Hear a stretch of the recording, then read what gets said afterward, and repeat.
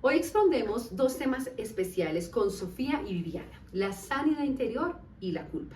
Y en el consejo pastoral, la consejería pastoral, la sanidad interior tiene el propósito de acompañar a las personas en su proceso de restauración integral a través de la luz de la palabra y la guía del Espíritu Santo.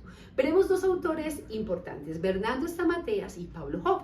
Bernardo Stamateles nos habla que el creyente experimenta una verdadera restauración en aquellas áreas que permanecen afectadas por el pecado, las heridas, la herencia y ataduras espirituales.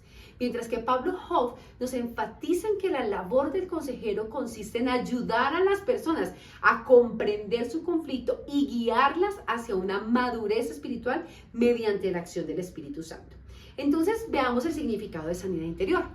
La sanidad interior es el proceso mediante el cual Dios restaura las heridas emocionales, espirituales y relacionales que afectan la vida del creyente y transforman la raíz de los conflictos. Bernardo Stamateles nos señala que la sanidad interior no consiste únicamente en cambiar el comportamiento visible, sino permitir que el Espíritu Santo sane lo que ya está herido. Así que vamos a ver cómo se origina la necesidad de una sanidad interior. La necesidad de sanidad interior surge cuando las experiencias dolorosas de la vida dejan heridas que no han sido tratadas adecuadamente. Y esas heridas pueden tener diferentes orígenes. Vamos a ver el modelo de las 4 puertas desarrollado por Bernardo Stamateles. Y existen 4 áreas fundamentales que abren paso al conflicto espiritual y emocional. Las heridas del pecado, las heridas del pasado, la herencia recibida y las prácticas relacionadas con el ocultismo. Entonces vamos a ver la primera y vamos a ver estas 4 puertas, por medio de las cuales las personas pueden abrir espacios para que afecten su vida espiritual y emocional. La primera puerta es la puerta del ocultismo. Y esta puerta es donde se comprende que la gente practica y busca un poder espiritual fuera de Dios, como el espiritismo, la hechicería, la adivinación, la brujería, horóscopos, consultas, entre otras prácticas prohibidas por Dios. Así que esto produce esclavitud espiritual y alejan a la persona de la dependencia exclusiva del Espíritu Santo. Deuteronomio capítulo 18, versículo 9 al 14, nos habla que Moisés le habló al pueblo de Israel y le advirtió que cuando llegaran a la tierra prometida no practicaran estas puertas del ocultismo. Dice que no practicaran adivinación, que no pretendieran percibir el futuro, que no se dedicaran a la hechicería, a los encantamientos. Así que esas puertas deben cerrarse y buscar la obra del Espíritu Santo de Dios. Gálatas nos habla de las obras de la carne y las obras del Espíritu. Así que esta puerta debe cerrarse. La segunda puerta es la puerta a la herencia. Y estas son como la puerta como muchas familias transmiten patrones de conducta destructivas que se repiten de generación en generación, como la violencia, las adicciones, lo inmoral, el rechazo. La obra redentora de Cristo rompe toda cadena espiritual y eso lo promete el Señor en su palabra. Éxodo capítulo 20, versículo del 5 al 6 nos dice: Jehová tu Dios fuerte, celoso, que visitó la maldad de los padres sobre los hijos hasta la 3ª y 4ª generación de los que me aborrecen. Y hago misericordia a millares a los que me aman y guardan mis mandamientos. La tercera puerta es la puerta del pecado. El pecado no confesado endurece el corazón, además limita la comunión con Dios. Permite la culpa, el temor y otras ataduras que permanecen activas en la persona. Así que el arrepentimiento sincero, la confesión, restauran la relación con Dios y constituyen un pasado esencial dentro del proceso de la sanidad interior. 1 Juan capítulo 1:9 dice: si confesamos nuestros pecados, Él es fiel y justo para perdonar nuestros pecados y limpiarnos de toda maldad. Así que la puerta del pecado. La cuarta es la puerta a las heridas. Las heridas emocionales constituyen una de las principales causas del sufrimiento interior. El rechazo, el abandono, la traición, la humillación, la pérdida producen marcas profundas que afectan la identidad y las relaciones. La sanidad interior busca que Cristo restaure esas heridas mediante el perdón, la renovación de la mente y la acción del Espíritu Santo. El Salmo capítulo 147, versículo 3 dice que Él sana a los quebrantados del corazón y venda sus heridas. Así que hagamos esta tarea hermosa de la sanidad interior. ¿Cómo se manifiesta entonces la falta de sanidad interior? ¿Cómo podemos percibirlo? Algunas personas presentan síntomas o reflejan ansiedad, miedo, culpa constante, baja autoestima, dificultad para perdonar, resentimiento, relaciones conflictivas, dependencia de lo emocional. Inclusive en varios casos también aparecen síntomas físicos que son asociados con lo emocional y con el estancamiento en su vida espiritual. Pablo Hoff nos explica que muchos conflictos espirituales terminan afectando inclusive el cuerpo, pues las personas deben ser entendidas como un ser tripartito donde están la dimensión física, emocional y espiritual y se estrechan en sus relaciones. Cuarto, ¿qué consecuencias produce entonces la falta de sanidad interior? Cuando una persona no tiene sanidad interior, se deterioran las relaciones familiares, aparecen dificultades para confiar en otras personas, se disminuye la comunión con Dios y se limita el desarrollo aún de los dones. También repetir patrones negativos, vivir bajo sentimientos de permanencia de fracaso, experimentar una vida espiritual sin fruto, la falta de libertad interior puede impedir que la persona crezca plenamente en el desarrollo de sus dones y el propósito de Dios en su vida. ¿Qué dice la palabra de Dios? Dice que el Espíritu Santo sana y restaura integralmente al ser humano. En Jeremías capítulo 18, versículo 1 al 6 nos habla que Dios es el alfarero y nosotros somos el barro y podemos ser moldeados a través del Espíritu Santo y eso hace parte de la sanidad interior. El Salmo capítulo 147, versículo 3 declara que Él sana a los quebrantados del corazón y venda sus heridas. Y en Isaías capítulo 61, versículo 1 nos presenta a Jesús como el Mesías enviado para vendar a los quebrantados de corazón. ¿Cómo se trata entonces desde la consejería pastoral la sanidad interior? Busca entonces acompañar a la persona durante el proceso de restauración mediante la escucha, la orientación bíblica, la oración y la guía del Espíritu Santo. Pablo Hoff resalta que el consejero debe ayudar a la persona a descubrir la verdadera raíz del conflicto, escuchándolo con empatía, evitando respuestas apresuradas y acompañándolo para que comprenda su situación y tome unas decisiones conforme a la voluntad de Dios. Y Matías nos afirma que la sanidad interior es una obra del Espíritu Santo que actúa específicamente en las áreas donde están las heridas del pecado, las herencias espirituales y otras ataduras, permitiendo que el Espíritu Santo gobierne plenamente. Entonces aquí vamos a ver 7 leyes irrefutables de la sanidad interior. La primera ley: el control del espíritu sobre el alma. Esta primera ley nos enseña que la vida del creyente debe ser gobernada por el espíritu y no por las emociones ni los pensamientos. El alma comprende la voluntad, las emociones, el intelecto y el espíritu es el medio por el cual el ser humano se relaciona con Dios. Así que 1 Corintios capítulo 2, versículo 14 al 15 dice: pero el hombre natural no percibe las cosas que son del espíritu, porque para él son locura y no las puede entender, porque se han de discernir espiritualmente. Así que permitamos el espíritu. Segundo, la ley de la raíz de las máscaras. Así que la persona quiere solucionar su situación únicamente con los síntomas del problema, ignorando lo que verdaderamente produce el problema. Una conducta agresiva, una depresión, una baja autoestima, una situación de conflicto solo puede ser una máscara que esconden heridas profundas de rechazo, abandono, culpa, entre otros. La verdadera sanidad aquí ocurre cuando el Espíritu Santo revela cuál es la causa del dolor y no solamente las manifestaciones externas.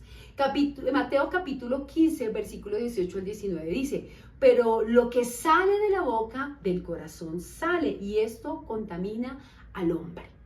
Tercero, la ley del rompimiento del secreto. El autor sostiene que aquellos que permanecen ocultando que están callados mantienen esclavizada a la persona. El silencio prolongado hace dolor, mientras que la confesión trae la libertad. Esta ley resalta la importancia de la transparencia, la confesión, el acompañamiento pastoral en este proceso de restauración. El salmista dice: mientras callé se envejecieron mis huesos. Así que el pecado, cuando lo callamos, nos enfermamos también. La ley del soltar. Una de las mayores barreras para la sanidad interior es el resentimiento, la falta de perdón. Así que el perdón rompe las cadenas espirituales, libera las emociones y permite que Dios restaure completamente el corazón. Efesios capítulo 4, versículo 31 al 32 dice: quítese de vosotros toda amargura. Y más adelante dice: perdonaos unos a otros como Dios también nos perdonó en Cristo. La quinta ley es la ley de la transformación en lo contrario, y es transformar las experiencias dolorosas en instrumentos para bendecir a otros. La sanidad interior no se limita en eliminar lo pasado, pero transformar el significado que este pasado tiene para la persona. Así que, como le dice Romanos capítulo 8, versículo 28, y sabemos que a los que aman a Dios todas las cosas les ayudan para bien. La sexta ley es la de las palabras. Las palabras tienen un profundo impacto sobre la vida emocional y espiritual.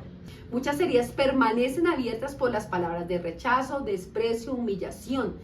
Y las palabras llenas de fe, de bendición, de verdad producen y convierten en instrumentos de restauración. Por eso aquí el consejero debe aprender a ministrar mediante las palabras que edifiquen y comuniquen esperanza.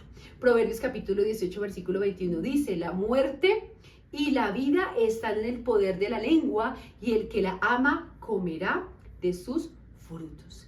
Y la última ley es la ley de interpretar con los ojos de Dios. Y esto es cuando la persona deja de interpretar su historia únicamente desde el dolor y comienza a verla desde la perspectiva de Dios. La intervención del Espíritu Santo permite descubrir propósito donde antes solo existía sufrimiento. Así que no nos conformemos, sino transformemos nuestra mentalidad a través de la persona de Cristo y podamos comprender cuál es la voluntad de Dios, buena, agradable y perfecta. Algunas recomendaciones para el consejero. Y el consejero pastoral, como lo hemos visto, es escuchar con paciencia antes de emitir conclusiones. Actuar con absoluta confidencialidad. Guiar cada proceso mediante la palabra de Dios. Evitar juzgar o condenar a la persona. Identificar la raíz del problema, no limitarse a los síntomas. Promover el arrepentimiento, el perdón y el crecimiento espiritual. Y reconocer cuando una persona necesita apoyo profesional complementario. Así que como conclusión podemos decir que la sanidad interior permite que las personas experimenten una restauración integral con Cristo.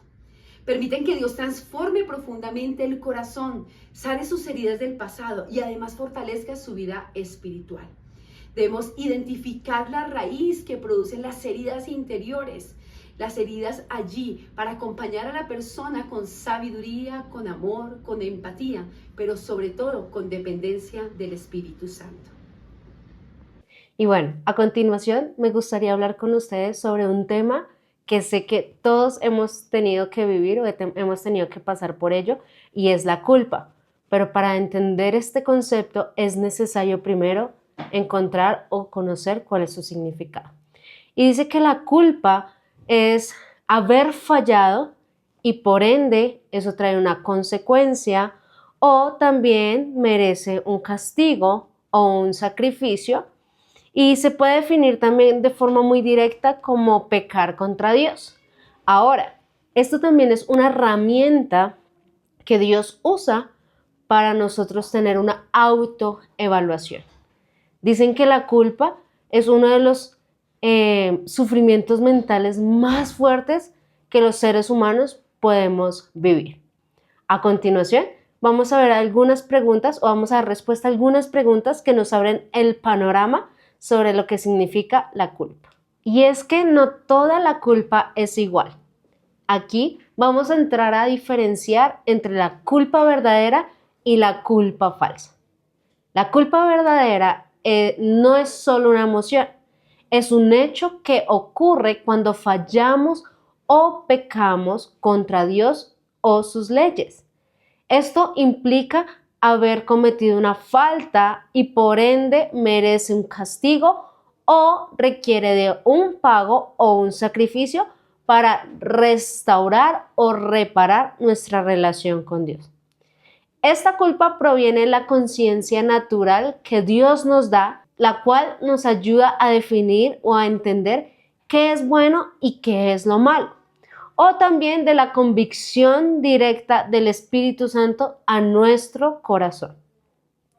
Ahora, la culpa falsa, por otro lado, esta nace desde que nosotros somos pequeños, desde la infancia, por haber recibido constantemente comentarios negativos, tales como siempre lo mismo contigo, tú no sirves para nada. Y este es un sentimiento de autocondena que surge y crea patrones de pensamientos basados en la mentira.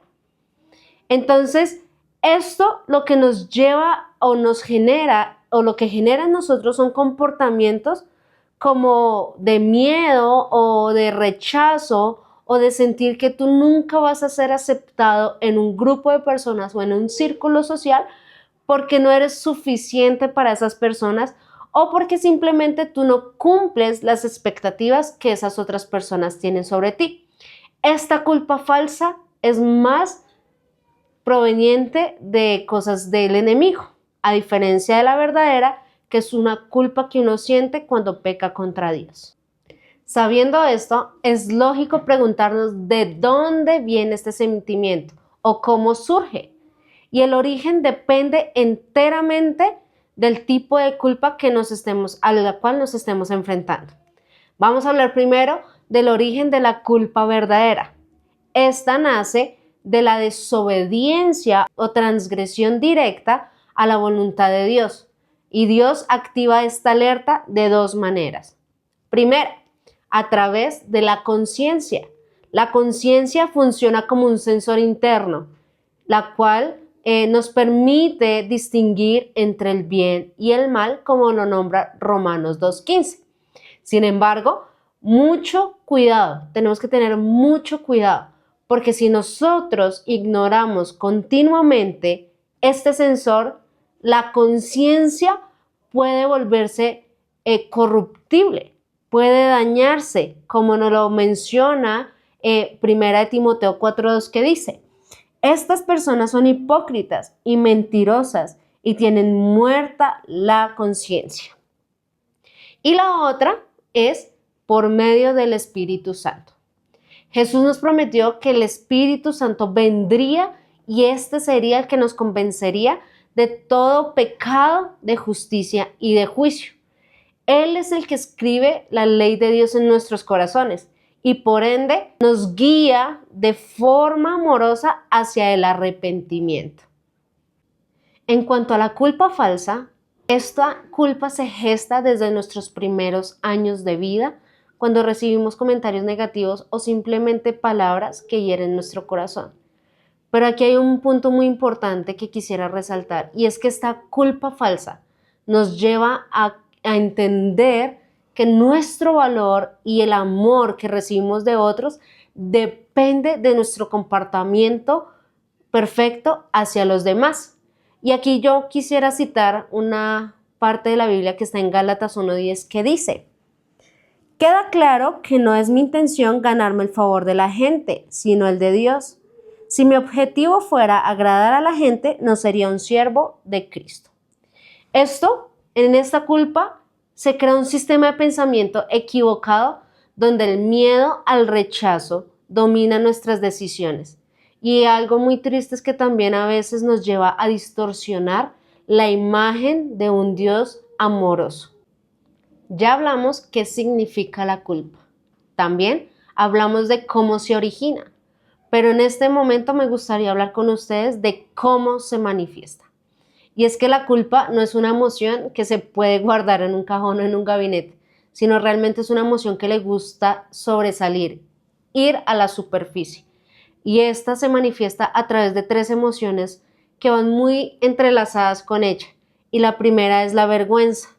La vergüenza es una emoción que trae destrucción de pensamientos, como por ejemplo, cometí un error, yo soy el error, es que la culpa es mía, y esto provoca un profundo sentimiento de devaluación personal.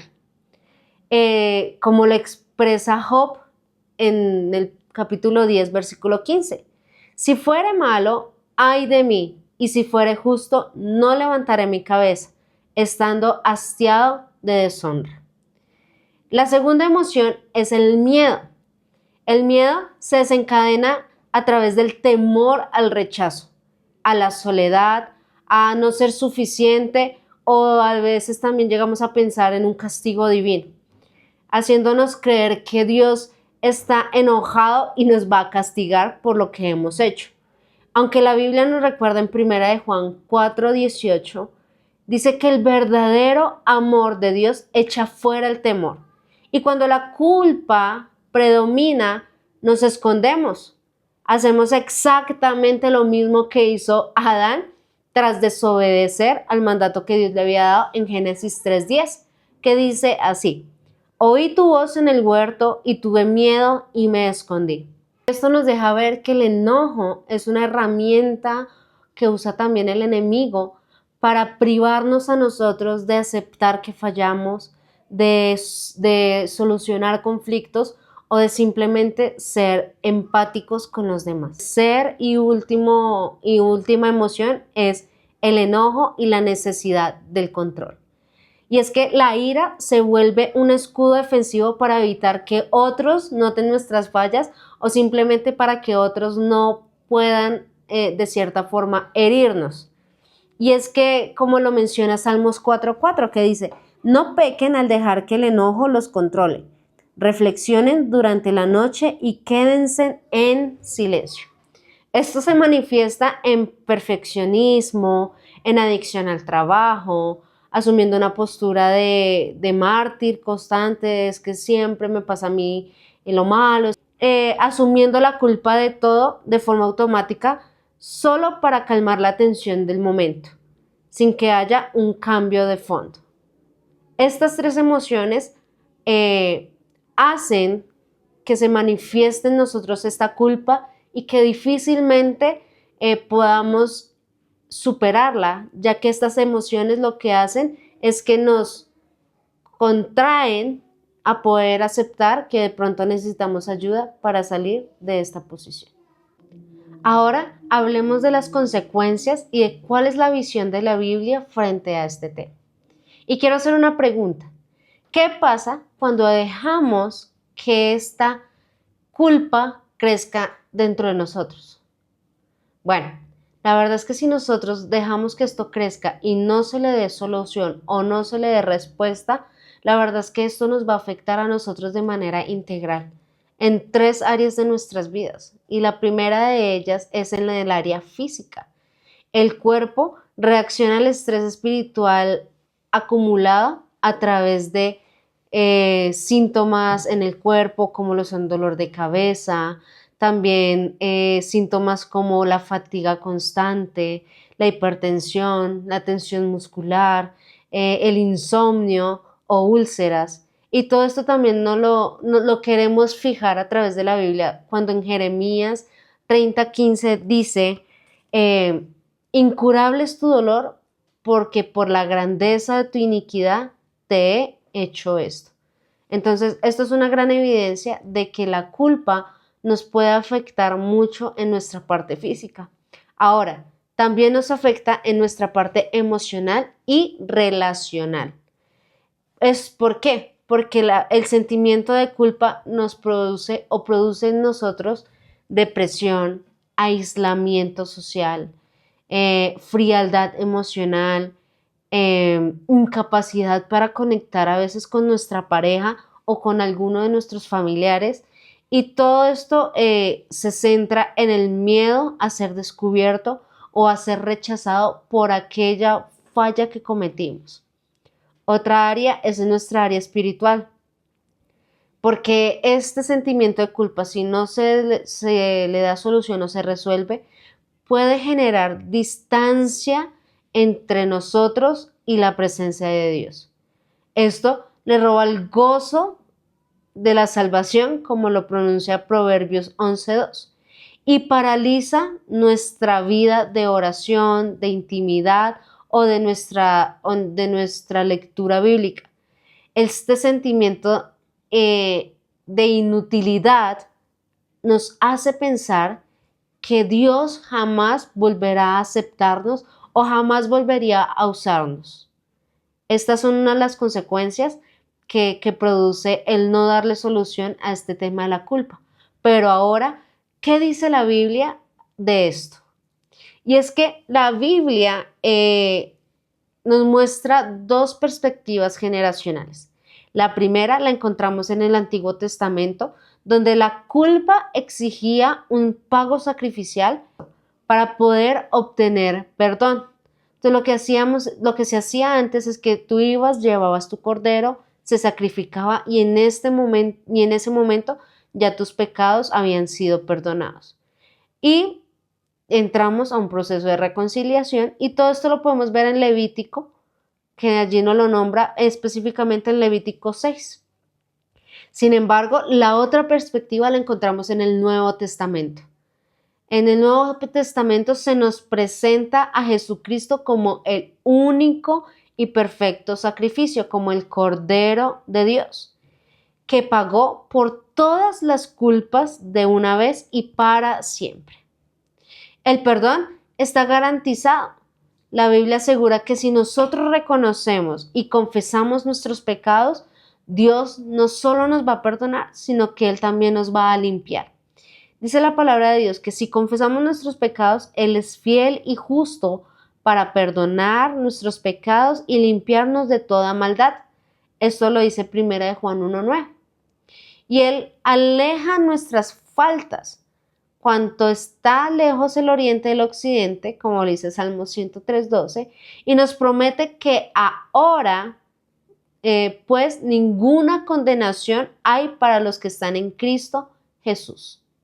Y ya para concluir, recordemos que existen dos culpas. La culpa verdadera, la cual es una alarma útil que busca corregir el rumbo de nuestra vida y restaurar nuestra relación con Dios. Pero que también está la culpa falsa, la cual es un enemigo interno que nos esclaviza con vergüenza y con temor. Pero que la clave para salir de estas dos culpas se basa en que nosotros asumamos la responsabilidad de cuando fallamos, aceptar la obra perdonadora de Cristo y también renovar la mente para no vivir bajo la condenación de los propios errores ni bajo las expectativas que nuestro alrededor o nuestro entorno demanda. Gracias y Dios los bendiga.